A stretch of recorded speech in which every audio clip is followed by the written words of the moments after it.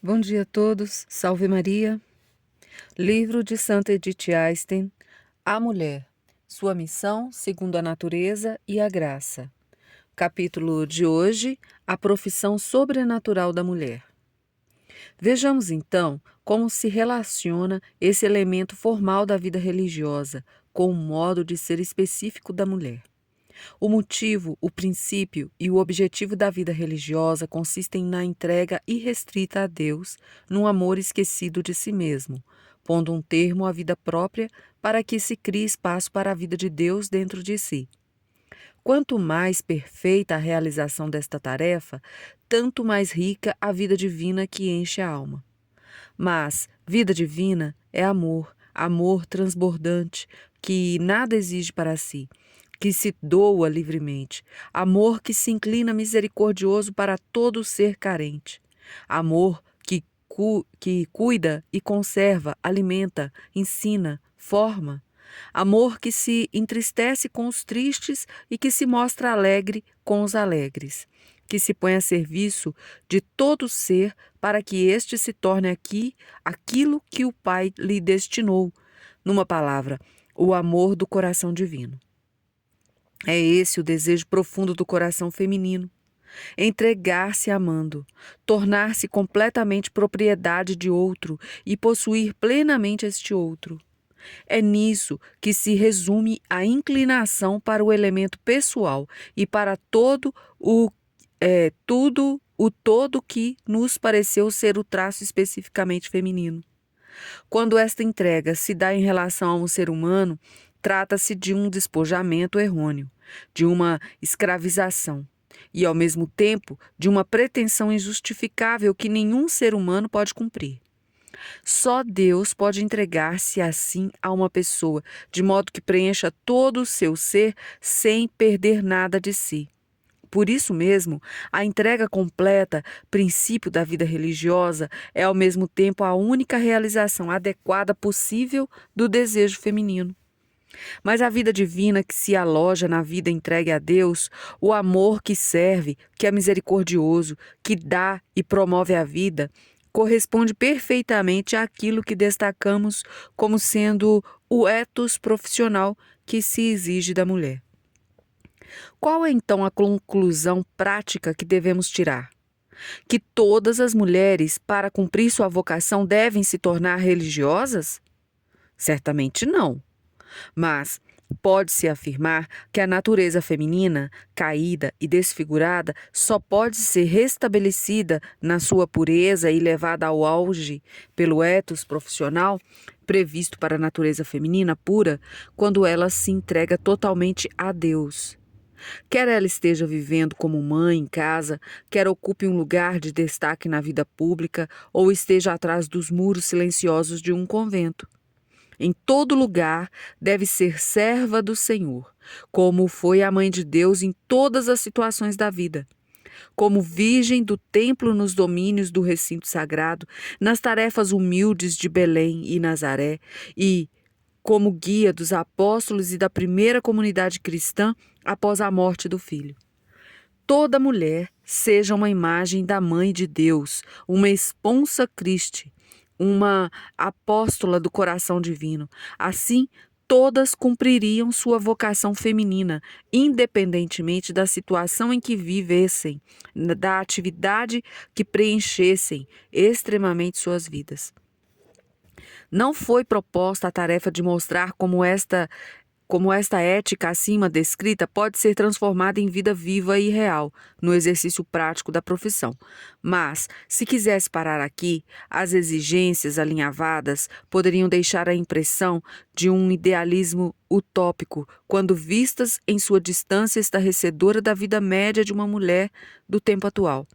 Por isso, se faz necessário que eu acrescente algumas palavras a respeito dos meios disponíveis à sua execução prática. Focalizemos, primeiramente, o contraste entre as nossas exigências e a vida real da mulher, como ela costuma ser em geral hoje em dia. Muitas mulheres se veem quase esmagadas pela carga dupla da vida profissional ou, muitas vezes, apenas ocupacional e os deveres de dona de casa. sempre ativa, esgotada, nervosa, irritada, de onde lhe viria a tranquilidade e a alegria internas para poder oferecer aos outros apoio, arrimo e orientação. Diariamente acontecem pequenos atritos no relacionamento com o marido e os filhos. Mesmo que exista um grande amor mútuo e o reconhecimento das capacidades, a consequência é o desconforto na casa toda e o afrouxamento dos laços que unem a comunidade doméstica. Além disto, existe o grande número de mulheres superficiais, desvalidas, que ficam correndo atrás do prazer para preencherem o vazio interior, que contraem e desfazem casamentos, que deixam a casa e os filhos entregues a si mesmos, ou a empregados estranhos que também não se revelam mais conscienciosos que elas próprias. Quando se veem na transigência de terem que trabalhar fora, enxergam em seu trabalho apenas um meio para alcançar um fim, isto é, para ganhar o sustento e poder gozar a vida da melhor maneira possível. No caso dessas mulheres, não se pode falar nem em vocação nem em ethos. Elas são como areia ao vento. A destruição da vida familiar e a decadência moral têm a ver essencialmente com o predomínio deste grupo de mulheres. Seu prevalecimento só poderá ser impedido se, através de uma educação adequada das moças, conseguirmos diminuir seu número.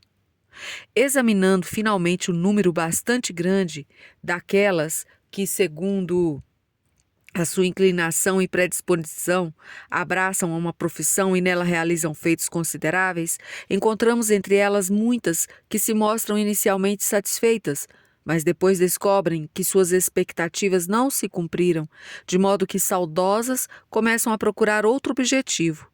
Em muitos casos, a causa deve estar no fato de terem se esforçado para corresponderem à sua posição, à maneira de um homem. Como não procurassem ou não achassem os meios de fazerem frutificar na vida profissional a sua peculiaridade feminina, esta mesma natureza, renegada e suprimida, exige agora seus direitos. Lançando um olhar atrás dos muros dos claustros, veremos que nem mesmo lá a média das pessoas está à altura do seu ideal.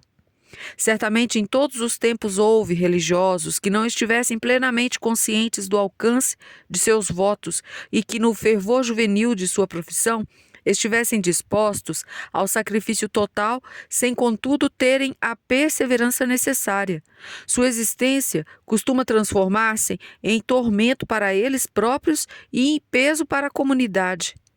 Além disso, existem as dificuldades trazidas pela vida moderna, a profissão dupla da religiosa, que deve manter à altura dos requisitos exigidos de uma enfermeira, professora ou assistente social, cumprindo ao mesmo tempo seus deveres de religiosa. A exemplo da mãe e esposa que exerce uma profissão, as solicitações exageradas põem a perder, em muitos casos, a atitude correta da alma. Apesar desta imagem triste da média das mulheres, encontramos em todos os âmbitos da vida verdadeiras heroínas que, na vida profissional ou familiar e na reclusão do convento, chegam a realizar milagres de desempenho. Todos nós a conhecemos, seja nos anais da igreja, seja na nossa própria experiência. As mães que irradiam todo o calor e toda a luz do lar, que criam 9 filhos próprios, transmitindo-lhes bênçãos abundantes para toda a vida e ainda para gerações futuras, e que mesmo assim ainda conservam em seu coração aberto para as necessidades dos outros, as professorinhas e funcionárias que sustentam a família toda com seu salário, que antes e depois do trabalho cuidam dos afazeres domésticos e ainda conseguem reservar tempo e dinheiro para as mais diversas atividades religiosas e caritativas. As religiosas que, em suas orações noturnas, lutam pelas almas ameaçadas e oferecem seus sacrifícios voluntários pelos pecadores. De onde lhes vem essa força para atos que, sobre o ponto de vista natural, gostaríamos de declarar muitas vezes de impossíveis, mostrando ao mesmo tempo aquela tranquilidade e alegria indestrutíveis, mesmo nas horas de maior pressão nervosa e psíquica?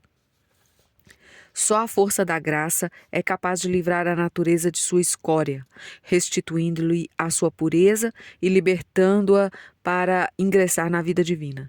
E a própria vida divina é a força geradora das obras de amor. Quem quiser mantê-la sempre dentro de si precisa nutri-la constantemente das fontes das quais ela jorra, sem cessar, que são os santos sacramentos, sobretudo o sacramento do amor. Uma vida feminina que visa ter como forma interna o amor divino terá de ser uma vida eucarística. Esquecer-se a si mesma, libertar-se de todos os desejos e exigências, ter um coração aberto a todas as carências e necessidades. Isto só é possível na convivência diária com o Salvador no Santíssimo. Quem procura o Deus eucarístico e se aconselha com ele em todas as dificuldades, quem se deixa purificar pela força santificante que parte do altar do sacrifício, quem se oferece a si mesmo ao Senhor nesse sacrifício, quem acolhe o Salvador no mais íntimo da alma, na santa comunhão, necessariamente será puxado com mais e mais força para dentro da torrente da vida divina, fazendo parte mais íntima do corpo místico de Cristo, de modo que seu coração se transforma segundo a imagem do coração divino. E tem mais, um efeito que decorre deste primeiro.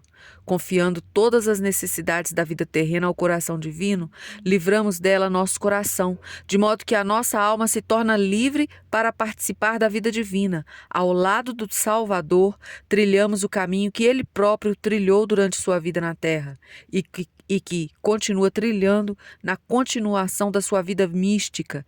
E tem mais, com os olhos da fé, penetramos nas profundezas secretas de sua vida oculta, no seio da divindade. Por outro lado, esta participação da vida divina exerce, ela própria, uma força libertadora, tirando das preocupações terrenas seu peso e concedendo-nos, mesmo nesta temporalidade, um pedaço da eternidade, um reflexo da vida bem-aventurada, um caminho na luz. As instruções para esta caminhada, em que somos levados pela mão de Deus, recebemos dele mesmo, na liturgia da Igreja. Por isso, uma verdadeira vida feminina católica será sempre também uma vida litúrgica. Quem participa da oração da Igreja em espírito e verdade precisa ser formada toda a vida por esta vida de oração. Resumamos. Uma verdadeira profissão feminina é aquela em que a alma feminina alcança seus direitos e que possa receber em sua forma pela alma e que possa receber a sua forma pela alma feminina. O princípio formador íntimo da alma feminina é o amor que brota do coração divino. A alma feminina obtém esse princípio formador por meio das mais estreitas ligações ao coração divino, numa vida eucarística e litúrgica. Com o advento, gostaria de levantar ainda uma pergunta que me veio à mente, repetidas vezes. Por enquanto, estava refletindo sobre o presente tema. Por que colocaram na programação do Congresso, ao lado das profissões definidas por seu objeto, como médico, sacerdote, etc., o grupo das profissões femininas? Por que se fala também em outras oportunidades, tanto na profissão da mulher, mas dificilmente da profissão do homem? Não existe também no homem, de modo análogo à mulher, um lado a lado e, eventualmente, oposição entre a inclinação individual e a masculina? Não se aplicaria também a ele a afirmação de que a natureza masculina é ou deveria ser um fator determinante para a escolha e definição da profissão? E mais, não existe também no caso dele a oposição da natureza desfigurada pela queda e da natureza a ser restabelecida em sua pureza? Acho que seria desagradável que todas essas perguntas fossem um dia séria e profundamente abordadas, uma vez que a cooperação benéfica dos sexos na vida profissional só seria possível depois que ambos, com toda a objetividade, tivessem adquirido consciência de suas peculiaridades e delas tirassem as consequências práticas. Deus criou o ser humano como homem e mulher, e ambos segundo a sua imagem. Só do modo de ser próprio do homem e da mulher, desenvolvidos em sua pureza, resulta a maior similaridade possível com Deus e a maior permeação de toda a vida terrena pela vida divina. Então, na próxima leitura falaremos da vocação do homem e da mulher de acordo com a ordem natural e da graça. A todos, salve Maria.